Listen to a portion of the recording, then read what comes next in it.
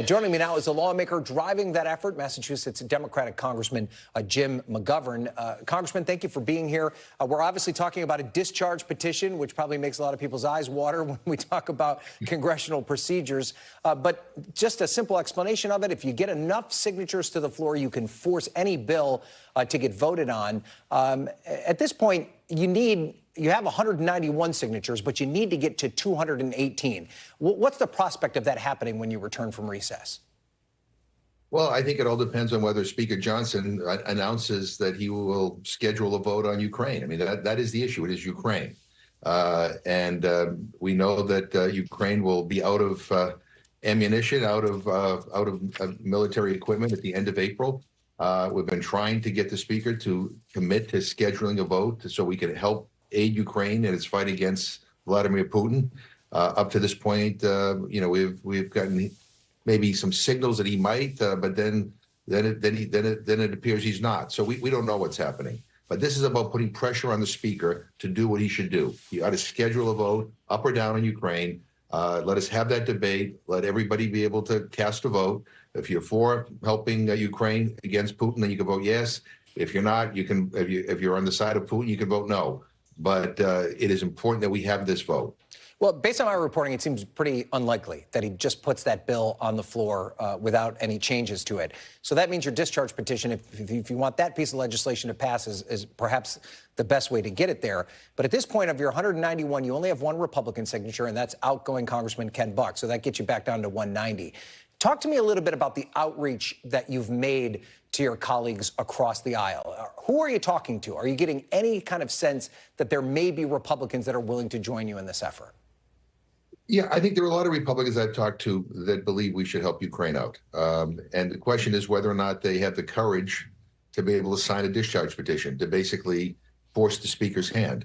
And I think the pressure on them will be increased when we come back. We don't come back until April 9th.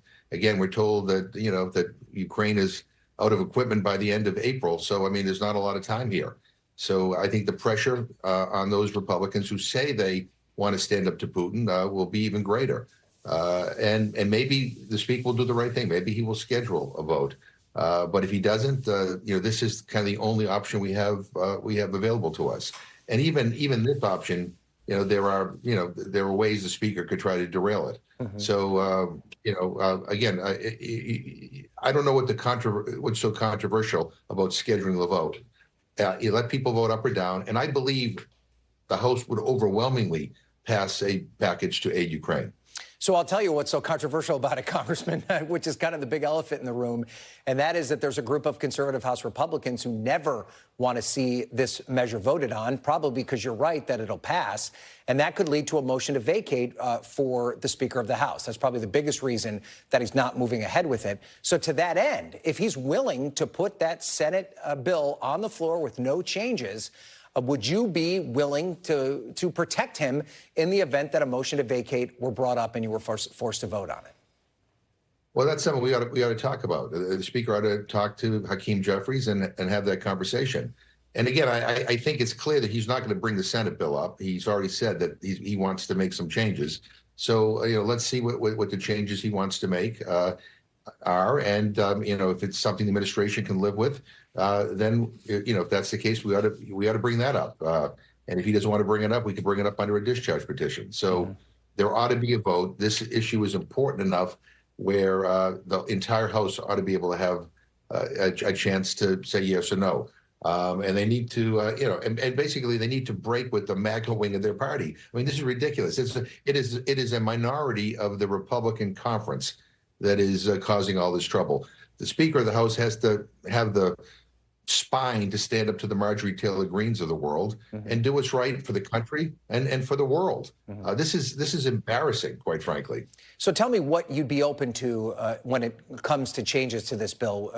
He's floated the idea of potentially loaning the money to Ukraine in a very kind of soft way, even perhaps giving them the opportunity to default on it. Would that be enough if it was separated from Israel funding? Or what if it was tied to some sort of border security measure? What if any of those things are you open to? Well, first of all, we're going to have to see what it is that he's proposing. We have to look at and actually read the bill.